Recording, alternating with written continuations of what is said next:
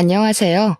회사 동료를 통해서 이곳을 알게 되어 하루도 빠짐없이 사연을 듣고 있는 30대 후반의 여성입니다.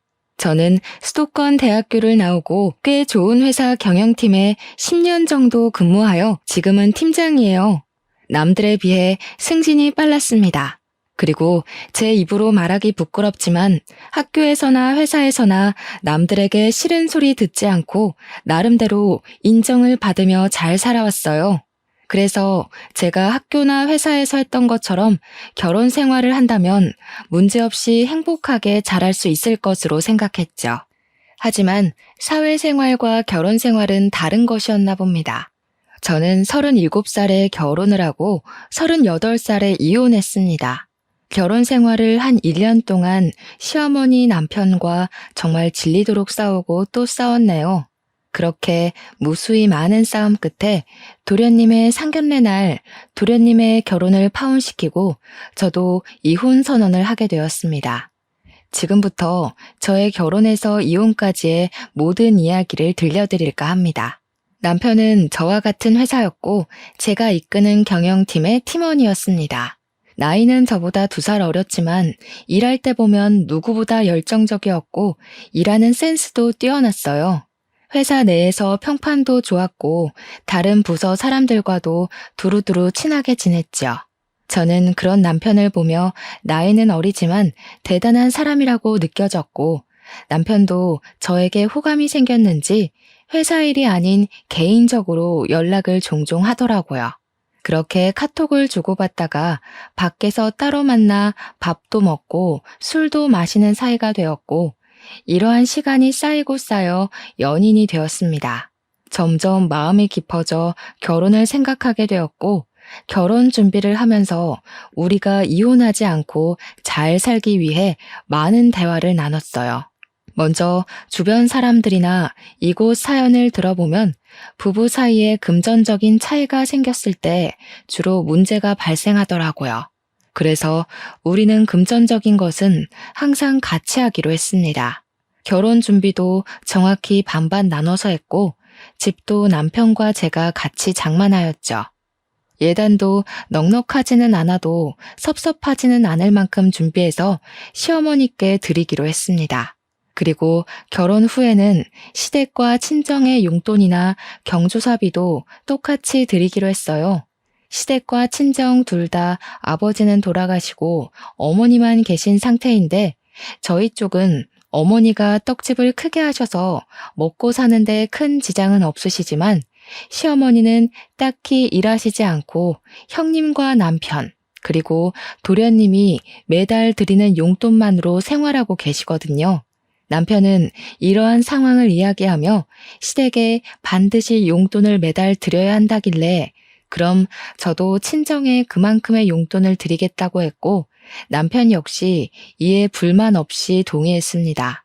어떤 분들은 부부 사이에 너무 계산적이지 않냐고 생각하실지도 모르겠어요. 하지만 제 주변에서 시댁에는 용돈을 많이 드리고 친정에는 용돈을 적게 드리는 이유로 싸우다가 결국에는 이혼까지 하는 후배도 보았고 처음부터 확실히 이런 부분을 이야기하지 않고 참고만 살다가 나중에 서로에게 크게 상처 주는 부부도 봐서 일부러 돈에 관련돼서는 확실하게 정리를 하였습니다. 부부의 공동 생활비 역시 매달 동등하게 내고 남편도 저도 일을 하다 보니 집안일 또한 당번을 정해서 번갈아 가면서 하기로 했어요. 이렇게 우리는 결혼 전부터 부부 생활에 대해 많은 이야기를 나누고 최고의 합의점을 찾아 우리의 생활 규칙을 완벽히 정한 뒤에 결혼했습니다. 결혼식을 마치고 남편과 팔짱을 끼고 행진할 때 이 남자와 앞으로 살 날이 너무 기대되었고 설레었어요. 신혼여행을 가서도 남편과 저는 그저 행복했고 앞으로도 이렇게 우리는 함께 웃으며 잘 살 줄 알았습니다. 신혼여행 후 한국으로 돌아온 우리는 먼저 친정으로 향했습니다. 결혼식 전에 신혼여행을 마치면 친정에서 먼저 1박을 하고 시댁으로 넘어가 1박을 하기로 약속을 했었거든요. 이 부분은 시어머니와 친정엄마한테도 미리 말씀을 드린 상태였고 분명히 그때 두 분 다 알겠다고 하셨습니다. 그래서 계획한 대로 먼저 친정에 가서 인사를 드리고 같이 저녁을 먹고 있는데 시어머니한테 전화가 왔어요. 전화를 받아보니 오늘 신혼여행을 마치고 귀국하는 날인데 왜 집에 안 오냐고 하시길래 친정에서 먼저 1박을 하고 이바지 음식을 받아서 내일 시댁으로 갈 것이라고 얘기했죠. 그랬더니 시어머니께서 너희 마음대로 그렇게 정하면 어쩌냐고 하시더라고요. 저는 결혼식 전에 미리 말씀드렸고 어머니도 그때 알겠다고 하시지 않았냐고 했더니 그런 소리 들은 적 없다고 하시는 게 아니겠어요? 그러면서 원래 결혼하면 시댁에 먼저 와야 한다며 음식도 이미 다 해놨고 친정과 시댁이 멀지 않으니 바로 오라고 하셨습니다.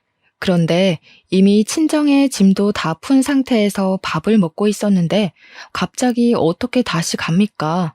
그래서 시어머니께 죄송하지만 이미 말씀드린 부분이고 지금 시간도 늦었으니 내일 가겠다고 했습니다. 그러자 시어머니는 씩씩대며 그냥 전화 끊어버리셨어요.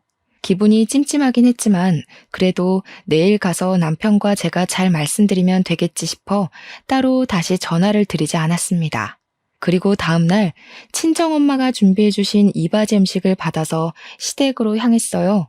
시댁에 도착하니 시어머니 제게 뚱한 표정을 지으시며 이제야 왔냐고 하시더라고요.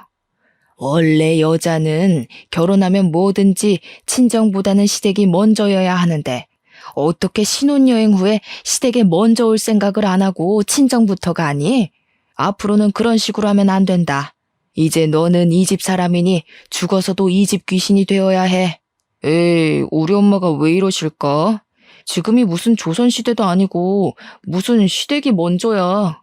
엄마, 요새 그런 말 하면 큰일 나. 꼰대 소리 듣는다고요. 요새는 시댁도 처가댁도 공평하게 해야 해. 무슨 말도 안 되는 소리를.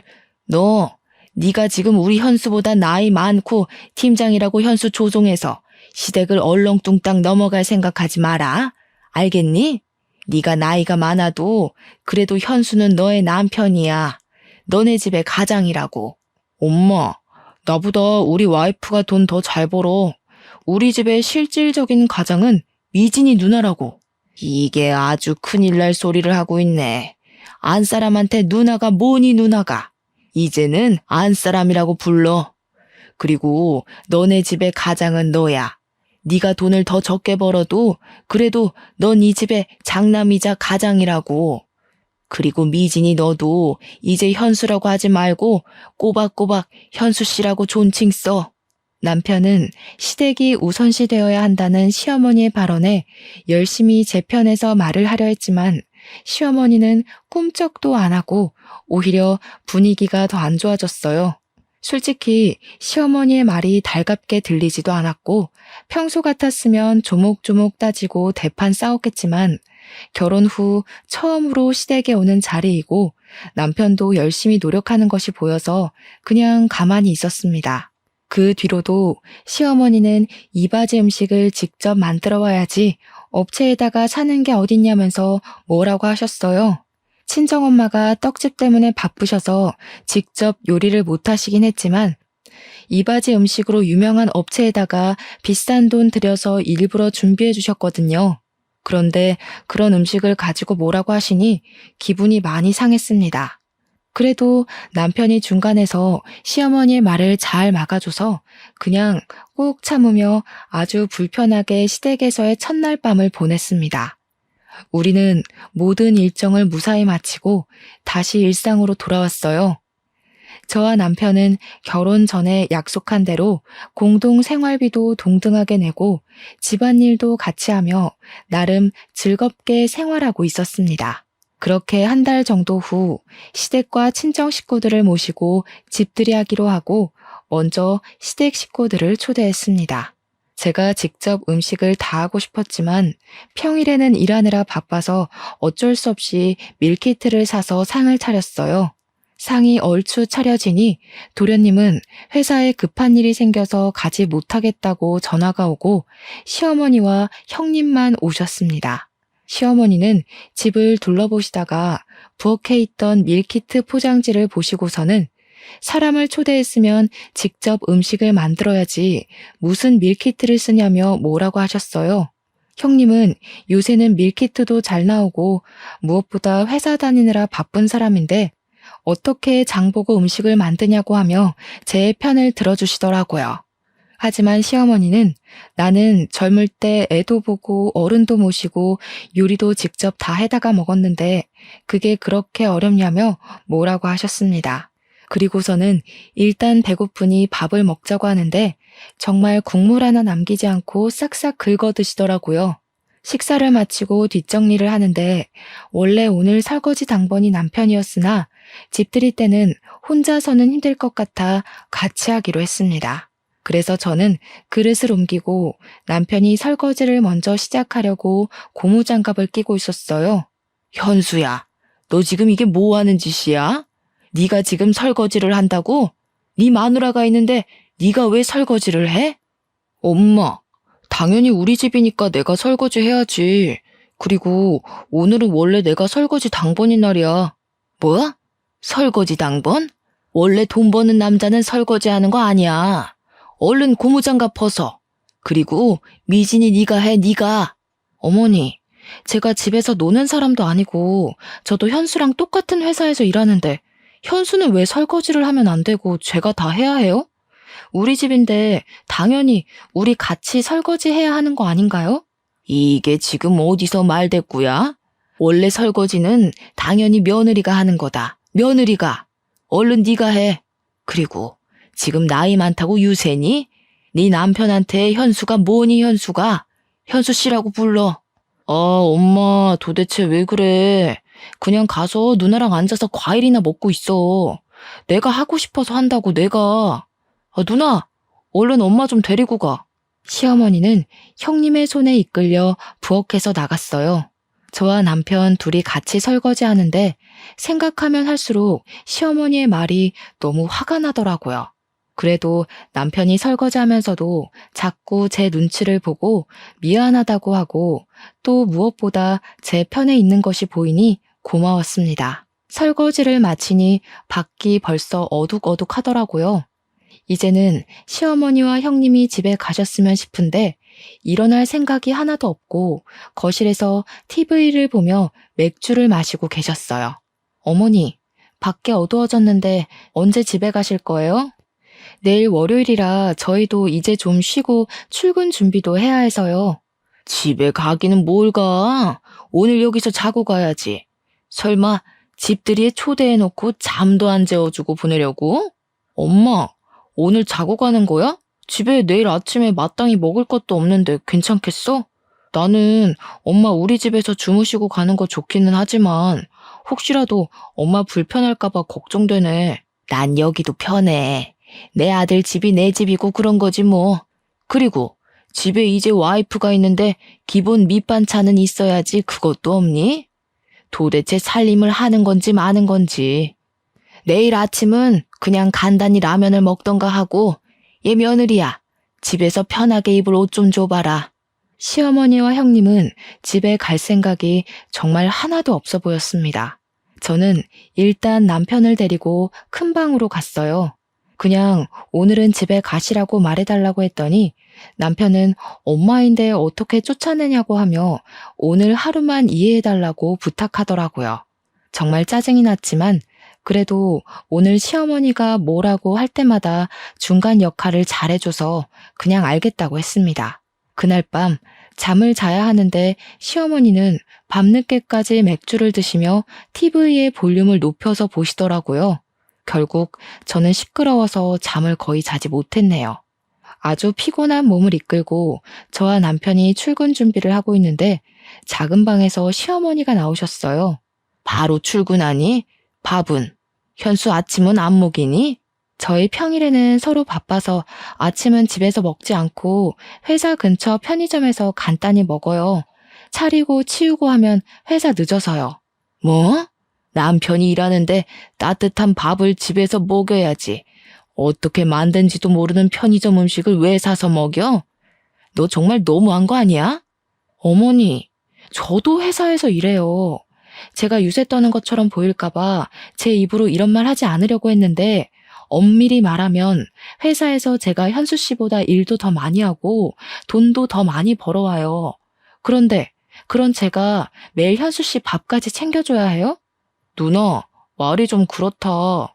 내가 언제 아침밥 달래? 그런 것도 아닌데 왜 말을 그렇게 해?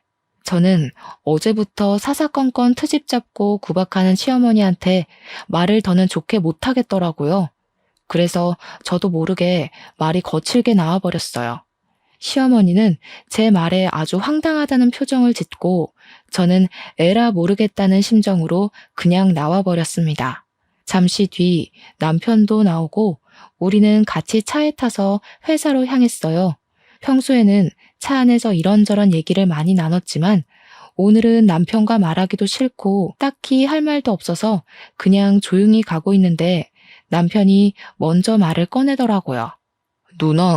누나가 엄마 때문에 스트레스 받는다는 건 알겠는데 엄마한테 말 좀 이쁘게 해줄 순 없어? 엄마가 옛날 사고방식을 가지고 있기도 하고 솔직히 엄마 세대들은 당연히 그런 줄 알고 살아왔잖아. 내가 평소에 잘할 테니까 엄마 앞에서만 엄마 뜻에 따르면서 생활하자.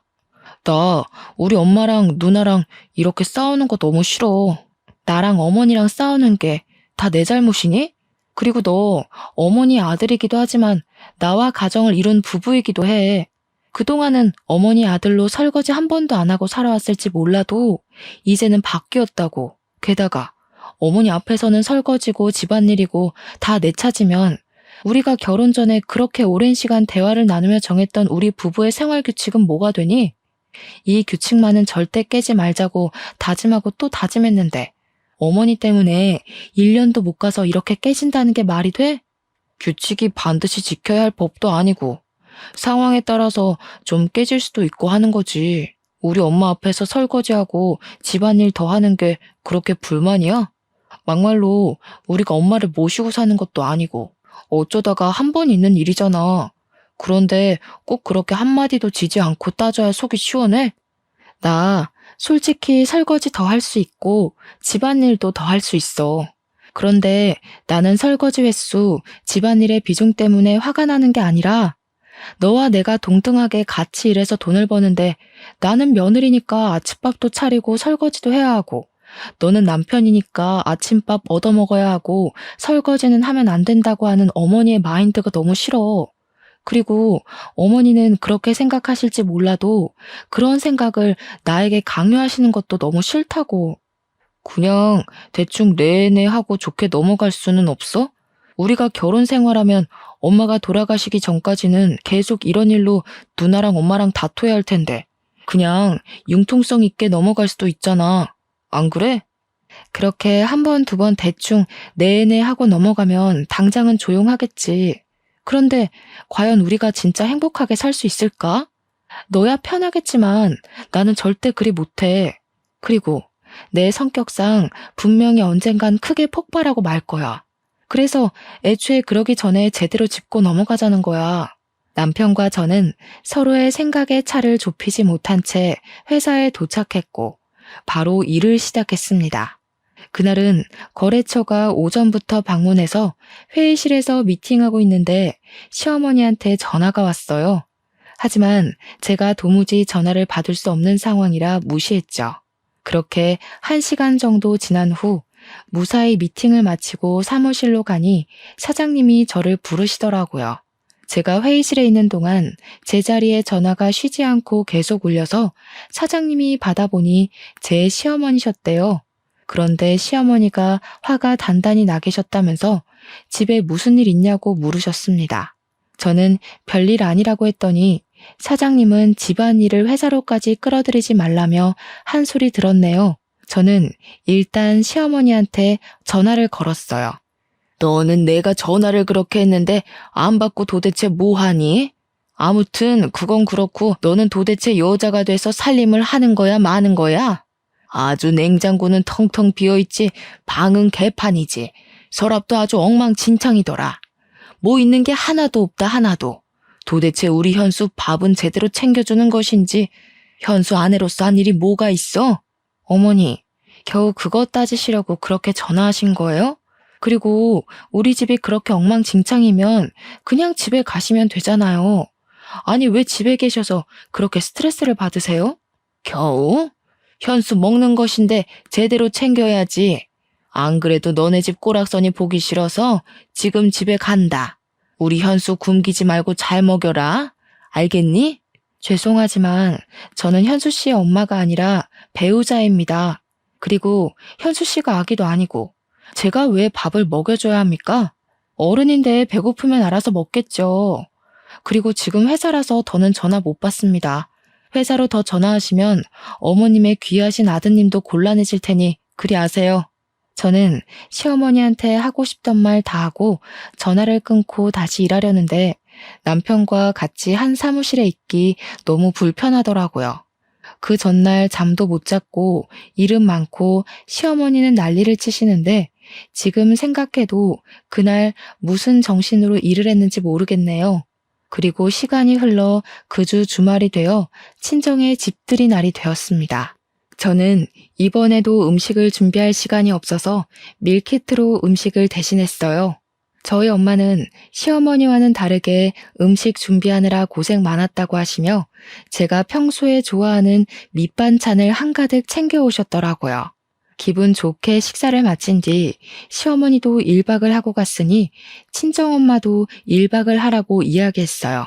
그런데 남편의 표정이 좋지 않더라고요.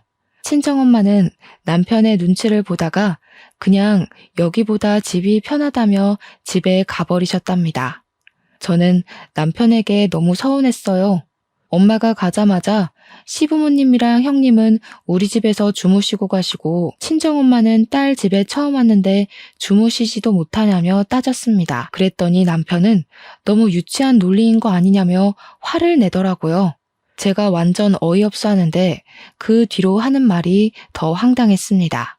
남편 말이 저와 시어머니는 같은 여자이니 덜 불편하겠지만 남편과 저희 엄마는 성별이 다르니 너무 불편하다는 거예요. 그래서 우리 엄마가 이 집에서 같이 자는 것은 안 된다는 이상한 논리를 펼치고 있더라고요. 저는 너무 기가 막혀서 말이 다 나오지 않았어요. 더 말하면 진짜 제대로 싸우고 이혼 도장을 찍을 것만 같아서 그냥 방으로 들어가 버렸습니다. 다음날 감정이 좀 진정돼서 다시 말해볼까 했지만 이미 지나간 일이기도 하고 앞으로 이렇게 시어머니와 친정엄마가 우리 집에 와서 잘 일이 얼마나 있겠냐는 생각에 더는 얘기하지 않기로 했네요. 그렇게 일주일 정도는 어색하고 서먹하게 지내다가 시간이 지나니 서운한 감정이 누그러들더라고요. 그래서 다시 이전처럼 그냥저냥 나쁘지 않게 지냈어요. 그리고 첫 명절이 다가왔습니다.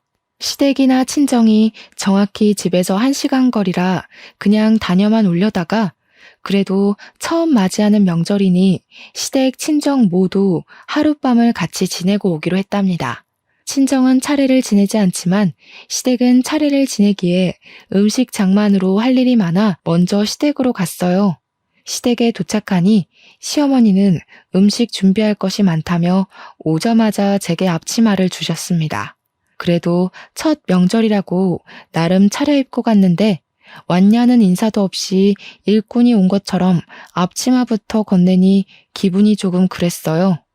일단 저는 앞치마를 받고 편한 옷으로 갈아입고 부엌에 들어갔고 남편도 같이 돕는다고 부엌에 따라 들어왔답니다. 현수야, 너는 일하느라 힘들 텐데 부엌에는 왜 와? 가서 TV 보고 좀 쉬어. 이럴 때나 쉬지 언제 쉬니? 그리고 미진이는 여기 와서 전 좀 부쳐라. 어머니가 자꾸 잊으시는 것 같은데 저랑 현수랑 같은 회사, 같은 부서에서 일해요. 아시죠? 그래도 너는 팀장이니까 좀 자유롭잖아. 그리고 남편한테 현수가 뭐니 현수가. 현수 씨 아니면 여보라고 똑바로 지칭해라. 왜? 전 붙이기 싫으니? 이깟 전 붙이는 게 뭐 힘들면 얼마나 힘들다고 싫은 티를 팍팍 내? 나이 많다고 유세 부리는 것도 아니고 원래 차례상 음식 장만은 다 며느리들이 하는 거야. 친정에서 차례를 지내지를 않았으니 알 리가 있나? 시어머니는 남편과 제가 같이 일하는데 남편한테는 쉬라 그러고 저한테만 부침개 붙이고 음식 장만을 하라고 하셨습니다. 남편도 자신이 부엌에 있으면 제가 곤란해질 것 같다며 도련님과 함께 거실에서 TV를 보고 과자를 먹고 놀고 있었어요. 결국 제가 며느리라는 죄로 혼자 전을 다 부쳤네요. 그러고 잠시 쉬려는데 이번에는 친척들이 오셨어요. 시어머니는 친척들 오셨으니 저녁상을 차리라고 하시더라고요. 그래서 저는 음식을 준비할 테니 남편에게 상을 피고 수저를 놓아달라고 부탁했더니 남편은 친척들에게 잡혀서 이런저런 이야기 듣느라 거실에 앉아 아무것도 안 하고 있었습니다. 결국 또 저 혼자 상을 피고 수저도 놓고 음식도 놓고 하며 상을 차렸답니다.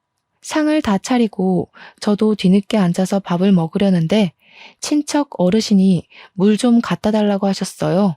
솔직히 물 정도는 남편이 좀 움직여서 갖다 줄 수 있지 않나요? 그런데 남편은 친척들 사이에 딱 앉아서 열심히 밥만 먹고 있었더라고요. 시어머니는 저한테 얼른 가져오라고 하고 친척들도 다들 절 쳐다보시고 계시길래 저는 밥을 먹으려다가 다시 내려놓고 물과 컵을 가져왔답니다. 그다지 기분 좋지 않게 식사가 마쳐지고 나서 친척들은 그냥 상 뒤로 빠져서 수다를 떨고 있었습니다. 저도 같이 앉아 있으려니 시모가 얼른 상 치우고 설거지를 하라고 재촉하시더라고요. 이건 좀 아닌 것 같다는 생각에 남편에게 설거지는 같이 하자고 했어요.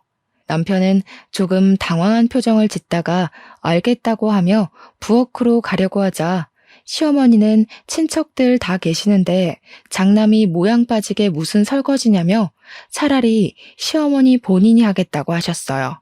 저는 마음 같아서는 시어머니한테 그럼 그러시라고 말하려다가 친척들도 있고 해서 마지못해 부엌으로 가서 설거지했네요.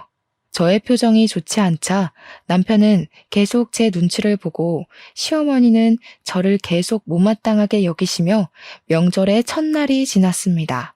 그리고 둘째 날 친척들과 남편, 도련님이 함께 차례를 지내고 식사를 마친 뒤 친척들이 가시길래 저도 친정에 가려고 짐을 챙기고 있었어요. 그때 누군가가 집 배를 눌러서 나가보니 도련님과 결혼할 사람이라며 예비 동서가 과일과 한우를 들고 집에 왔더라고요. 어제부터 음식 장만하느라 피곤함에 지친 저와는 달리 딱 봐도 화사하고 어리고 여자인 제가 봐도 너무 예뻤어요. 어차피 다음 주 상견례 때 볼 건데 왜 왔어? 그냥 집에서 쉬지 않고 기특하기도 하지. 지금 시간이 벌써 점심시간이네. 온 김에 밥 좀 먹고 가.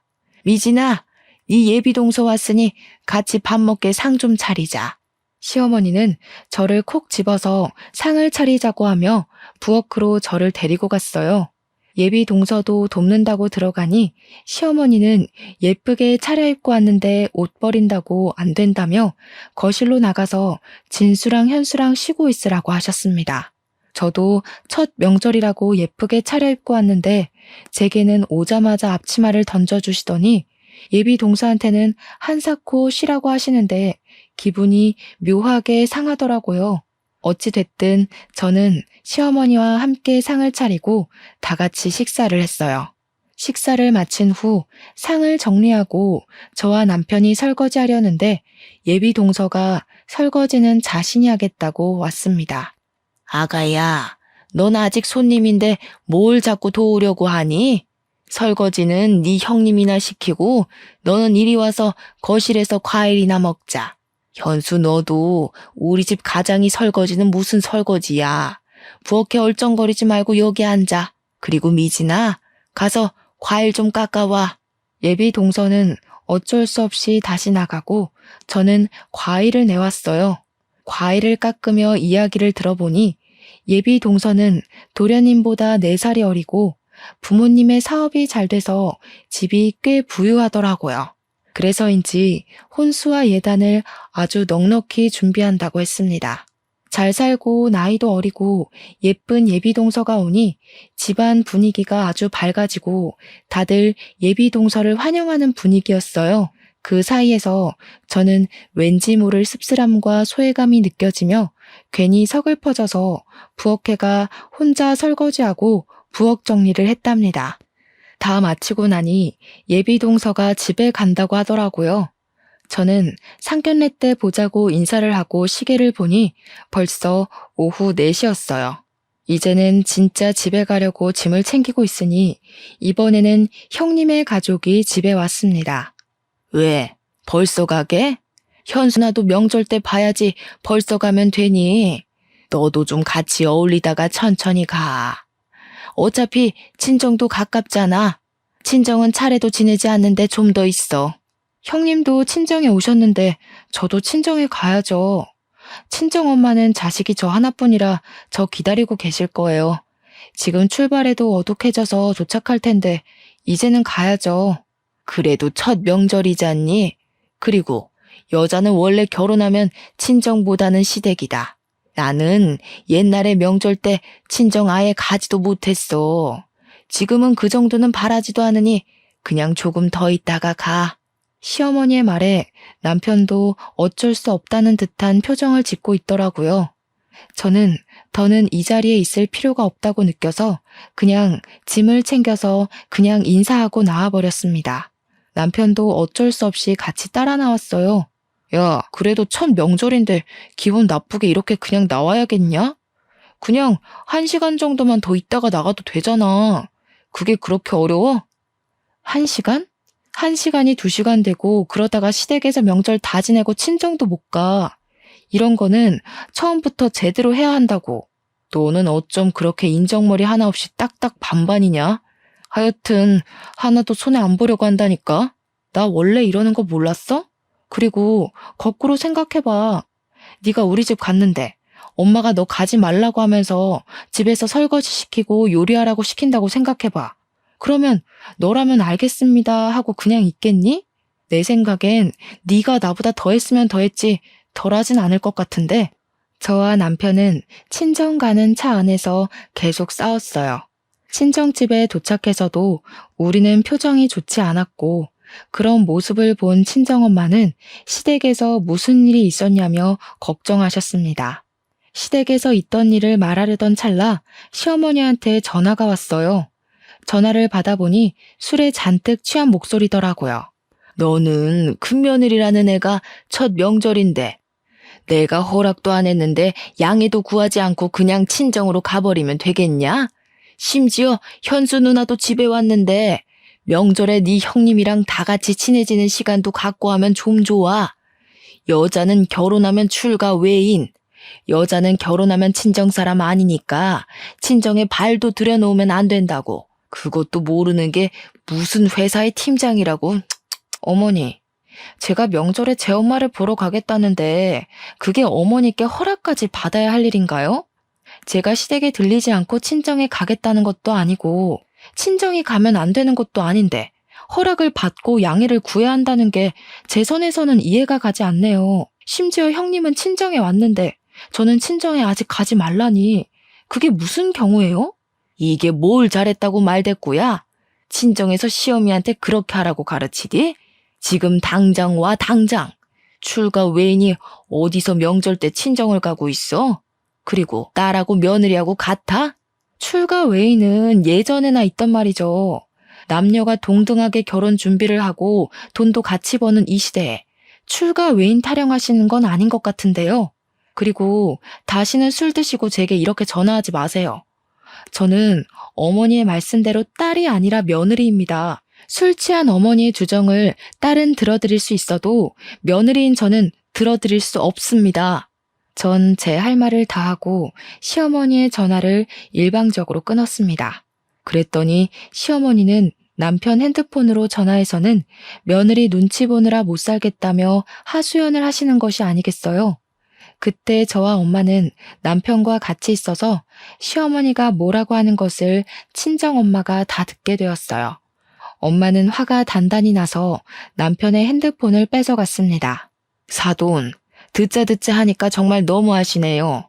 저랑 동년배이신데 어쩜 그렇게 사고가 꽉 막혀 있으신지 6.25 전쟁까지 겪으신 제 시어머니보다 더 꽉 막히셨네요. 정말 제가 저희 딸을 그 집으로 시집 보낸 것이 너무 후회스럽네요. 일단 지금은 술 취하신 것 같으니 전화 끊으시고 더는 추태 부리지 마세요. 아시겠어요? 엄마는 술 취한 시어머니한테 따끔하게 한 소리하고 그냥 전화를 끊어버리셨습니다. 바로 다시 시어머니의 전화가 계속 울리고 남편이 받으려 했지만 제가 지금 전화를 받으면 바로 이혼이라고 하니 전화를 받지 않았어요. 그렇게 살얼음판 같았던 명절이 지났답니다. 명절이 지나고 오랜만에 출근한 날 회사에서 일하는데 1층에서 시끄러운 소리가 들려 나가보니 시어머니가 회사 문 앞에서 사람들과 싸우고 있더라고요. 가만히 들어보니 우리 아들과 며느리가 이 회사 경영팀에서 일하니 들어가겠다 하고 회사 사람들은 아무리 가족이라고 해도 이렇게 막무가내로 오시면 안 된다며 난동을 부리고 있었습니다. 저와 남편은 깜짝 놀라 1층으로 내려가자 시어머니가 왜 명절 때 전화를 받지 않느냐며 네가 그러고도 며느리냐고 하며 소리를 고래고래 지르시더라고요. 아무리 그래도 그렇지. 여기는 저와 남편이 일하는 회사입니다. 일단 가세요. 집에 가서 이야기해요. 이게 회사까지 쫓아올 만큼 중대한 일이에요? 당연하지. 며느리가 며느리 도리를 안 하는데 회사가 아니라 우주 끝까지라도 쫓아가야지. 2년이 일만 해와서 뭐 아무것도 모르는 것 같은데 오늘부터 퇴근하고 우리 집 와서 며느리 도리 좀 배워라. 이번 주에 진수 상견례도 있고 네가 그래도 맏며느리인데 진수 처한테 이것저것 알려주려면 너도 배워야 하지 않겠어? 엄마, 그만 좀 해. 회사에서 일하는데 이게 무슨 행패야? 제발 그냥 집에 가. 엄마 아들, 이 회사에서 잘리는 꼴 보고 싶어? 남편의 간곡한 부탁에 시어머니는 집으로 갔어요. 사무실로 들어가니 바로 사장님이 저와 남편을 부르셨고 제발 집안의 일을 회사에까지 끌고 오지 말라며 엄청나게 크게 혼이 났습니다. 안 그래도 그날은 연휴 끝난 후라 정신없는데 시어머니 때문에 더 정신없고 쪽팔려서 대충 급한 일만 마무리 짓고 저와 남편은 도망치듯이 퇴근을 했네요. 퇴근하며 남편은 내게 그냥 적당히 노인네 기분 좀 맞춰줄 순 없냐고 뭐라고 하고 저는 그런 남편의 말에 화가 나 크게 싸웠습니다.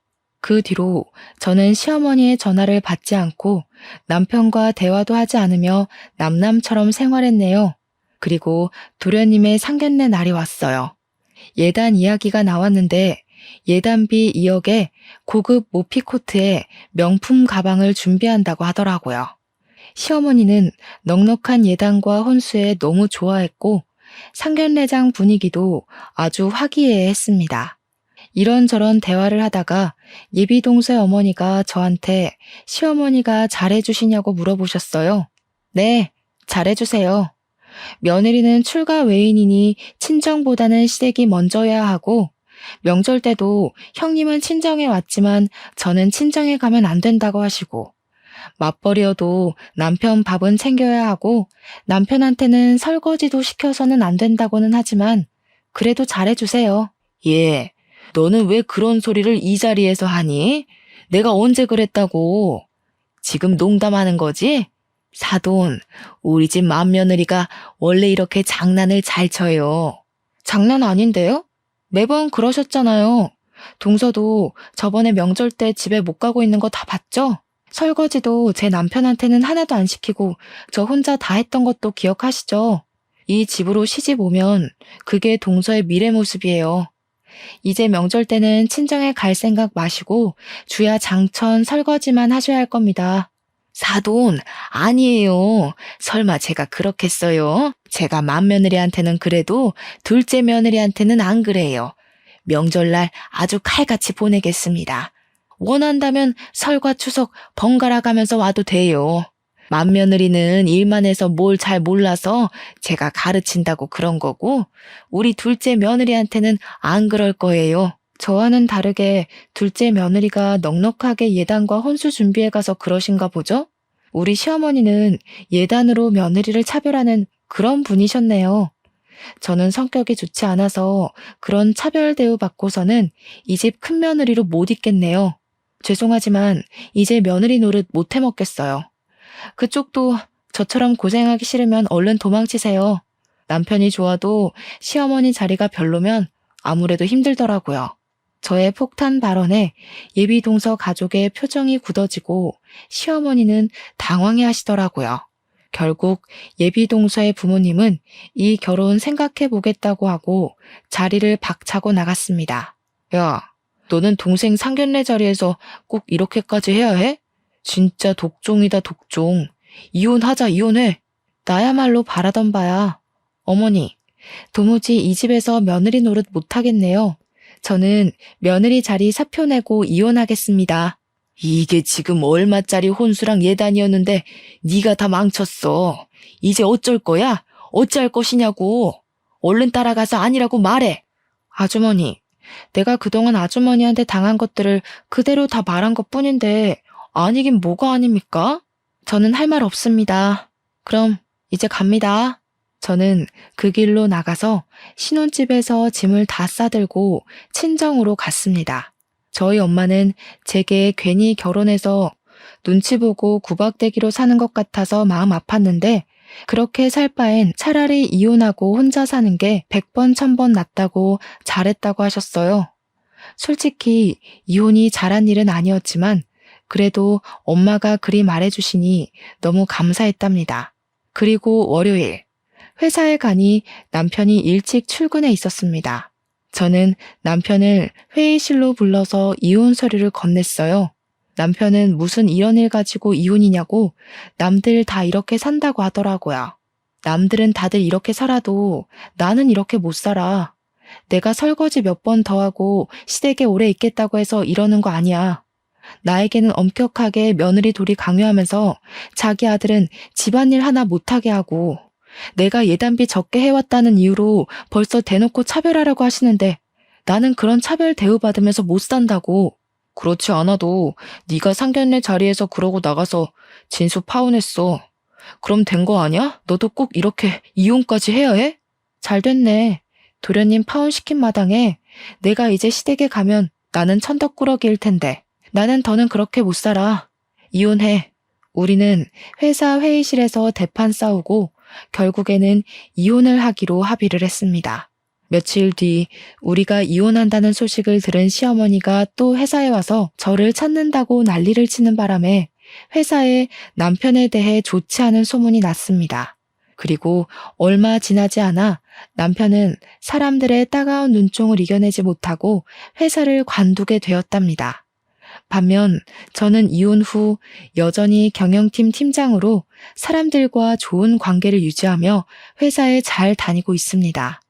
솔직히 그동안 회사에 다니면서 다양한 상황들을 많이 만났지만 그래도 그때마다 잘 대처를 해왔거든요.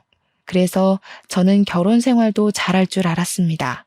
잘 살기 위해서 결혼 전 남편과 많은 대화도 나누고 현명하게 준비를 한다고 했지만 결국 이혼하게 되고 말았네요. 물론 저도 무조건 잘했다고는 생각지 않습니다. 제가 융통성 있고 좀 더 유연하게 해야 했는데 제 성격상 그러지 못한 부분도 있었을 것으로 생각해요. 하지만 저의 이혼을 후회하지는 않아요. 다시 그 상황이 되어도 조건 없는 며느리의 희생을 강요하는 전 시어머니와 처음에는 제 편인 듯 했지만 결국엔 어머니의 뜻에 수긍했던 전 남편에게 이혼 서류를 던졌을 것입니다. 다만 마음이 정리되고 나중에 혹시라도 마음에 드는 남자가 생긴다면 그때는 지금보다 더 현명하고 지혜롭게 결혼 생활을 하고 싶네요. 생기지 않는다면 어쩔 수 없고요.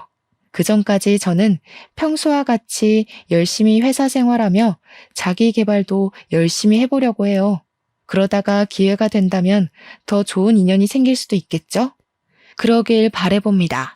지금까지 저의 긴 이야기 들어주셔서 감사합니다.